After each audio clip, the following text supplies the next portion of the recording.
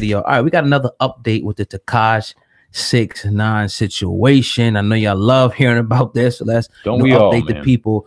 Once again, apparently an ex-crew member reportedly snitches on 6ix9ine and Treyway. Now, according to the Vulture, a former crew member and Treyway allegedly snitched on Tekashi 6ix9ine along with the other members that were associated with the rapper Treyway and a couple of other guys.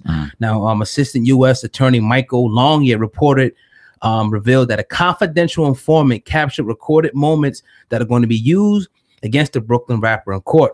Along with that, it's revealed that Tekashi's social media posts will be thoroughly examined as well. Longyear also said that the Barclays shooting that happened down there, that the was allegedly, rap was allegedly tied to that as well. So they're going to be pulling footage, documents, and anything they could get. Again, this is by way of the Vulture. This article comes out that says they have an FBI pretty much had an informant that's going to come forward. Hence the RICO case. Man, Sandman, what do you think about this new report coming out on 6ix9ine? Well, I talked about it yesterday on Sandman Uncut briefly, you know what I mean? Because a lot of people are tired of hearing about 6ix9ine on the platform. But it's the news, bro. We got to do it. But it's the news, bro. And we got to do it. Yes, and we do it better than anybody. Yes, sir. So that being said, this is fucked up.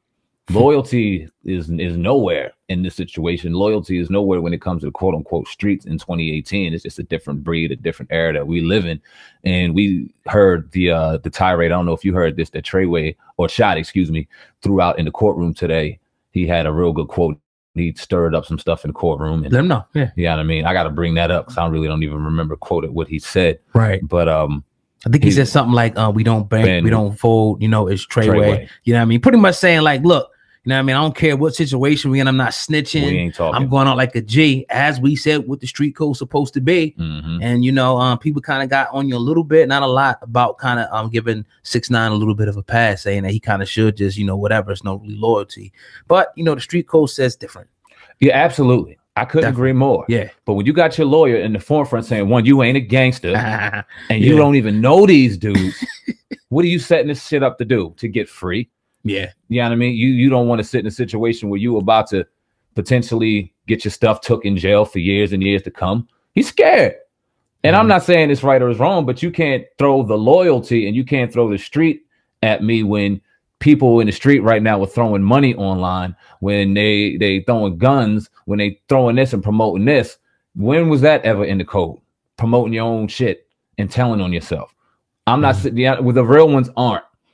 Not to that degree. And the ones that are real, that are doing it, they're falling victim to the lights, victim to the fame.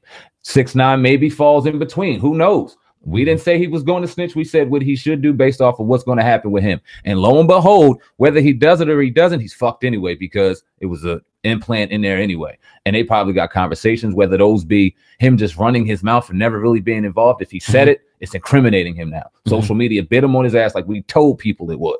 Right. And it's funny now, you can even go through like a list of, rappers now who either song lyrics, or social media posts are now being gathered up and used as evidence against them, in cases. And guys, are just loose at the mouth talking about things they've done because it sounds good or whatever. And it goes good and it flows good with the record. But you got to remember, it's like even outside of the courtroom, anything you say or do will and can be used against you. Maybe not now, but at some point, later on. So, gang affiliation and stuff like that, throwing out that and people who you roll with, and them being, engulfed and actually, committing. It's one thing for a guy to be a rapper and then to talk about all that stuff, but he never does nothing. He's in Hollywood. He's just chilling behind the camera. You got some rappers like that.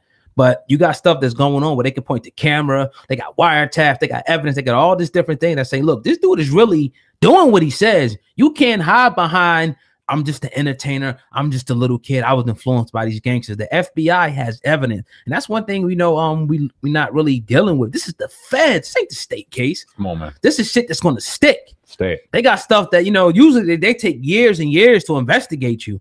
You know what I mean? So when they come down on you, people would think that they would just wait. They could have got more, but they got enough in this short period of time to be able to say, look, we want to get this dude life. And he might get life. Yeah. And no one's wishing that on him. And let's address this real quick. Yes, sir. The whole kid thing. Right? Yeah. Let's address the whole kid thing. Let's be uncensored for the motherfuckers who think we ain't uncensored, right? So we're scared of the shit. Fuck. 22. 22 years old is not a kid to you? I get what they're saying, like a legal adult. I get what you're saying with a legal adult, but let's all go back to 22 real quick. And let's really go back to saying, okay, it's 35 and 36 and 40-year-old motherfuckers really mad at this 22-year-old kid for having rainbow hair and doing it. I'm not justifying what he's doing. And then a lot of people I heard throughout, and maybe not on our stuff, but I've heard this. If Chief Keef is 24 and he's 22 and Chief Keef's a man, then 6ix9ine's a man. Nah, Chief Keef's a kid too. He's allowed to make fucking mistakes. Yeah. He's allowed to grow. First off, when we don't have people to properly teach us how to fucking become a man, and we have to do it on our own and then do it in front of the lights, what do you expect us to do? Who are our teachers? A lot of these people. Are you making excuses for 6ix9ine? Hell no. Okay. He made his bed, he's gonna land it, and he's probably gonna do life for it. I'm trying to talk on the grander scheme of things and make this a learning lesson as opposed to a fucking circus like a lot of these other platforms are doing. Yeah, no doubt. I don't give a fuck if he's going, whether he does life, whether he gets out, whether he's a snitch, whether he's this. The people and the young people that looked up to him, the babies that fucking buy his albums and look up and do all this shit, not the grown-ups that are fucking beefing on him because he has rainbow hair. The ones that are really investing on him, the young, they're seeing the moves that he made and seeing how he lit up in a year off the fame, and they're going to replicate this, not realizing underneath it, he had a Fed in his team. He had people maybe plotting to kill him. He was involved in shit that he may not be involved in. Let's look at this as a learning lesson. Fuck the 6ix9ine person. Let's look at this as a 22-year-old kid who thought it was great to just put on a shine. It wasn't. And now he's sitting behind bars for federal time. This could be anybody right now. Black, white, what? Black. Yeah, nah, real talk. You know what I mean? Yeah. So do you think that with this whole thing with 6ix9ine, do you think that at some point, you know, is there a possibility of him ever getting out? You think that he could beat this case? Do you think, or you think that it's like Slam, he's gonna do at least 10? He's doing it. I don't wish it on him, but he's doing at least 10. Now, what people were saying also, I want to ask you about this as well. They were saying that he's going to snitch, but they're going to put him in witness protection. What do you think about that aspect? They saying, you know, because you know, witness protection, obviously, identity gets taken. You know what I mean? You go live in another area, so his career probably is done. He can't come out no more. It's done now. Yeah. What do you think about those allegations or rumors at this point? Who knows? I don't know. I don't really have it. If he goes into witness protection, where are they going to move him to that he ain't going to be known? He's toured the world right now. He has 6ix9ine all over his fucking face. What witnesses? How are they going to protect that witness? That'd be real fun to see. I don't know if he'll ever get protection, but on talking about his career, he dropped his album today, Dummy Boy, and I think he just did that as that might be in a remembrance album, because I don't know. I don't see this as a optimistic situation like we've seen our man Bobby Smurder on his way out of jail and a learning lesson. I see them making an example out of him, and a lot of the bullshit that he said on social media and this or that or the third, whether people want to believe it or not, it's incriminating him now. It's a fact. It's smoking him. The Breakfast Club interview, this, that. It's all coming up, and it's tearing him up right now. And man, what do you think about a lot of people saying the academic situation? What do you think about him? You know, pretty much broadcasting this so closely, being as though they had a personal relationship. Do you think that crosses the line with this, or does it not cross the line? Because there's always was an artist media relationship there, no matter what they done together. That was always still there. Do you think academics crosses the line by reporting on everything that you know happens with 6ix9ine like that, or no? He has to do his job. He's still media and he's still news. It would be kind of hard though with a friend. Me personally wouldn't put out as much information as he does. I don't put out a lot of information that he does. I'm not thoroughly step by step involved. I don't feel comfortable putting out a lot of shit we do, but we're news. You remind me of that daily. We're news. You got to put some of this shit out. All right, I got you. Because it's not comfortable, not for either one of us, because we live under a whole different, you know what I mean? But we're sitting here doing what we do, so we're going to do it better than anybody.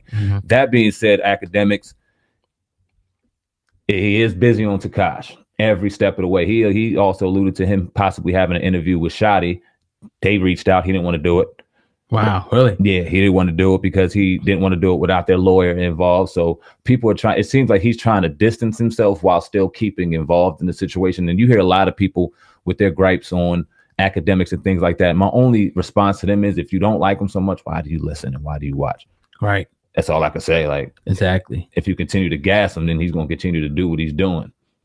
And if he's doing the views, I mean, why stop? We don't want to talk about him, but when you sit there and you see the response from the conversation, then it's kind of hard pressed when new things come out not to have a conversation about it. It only makes sense.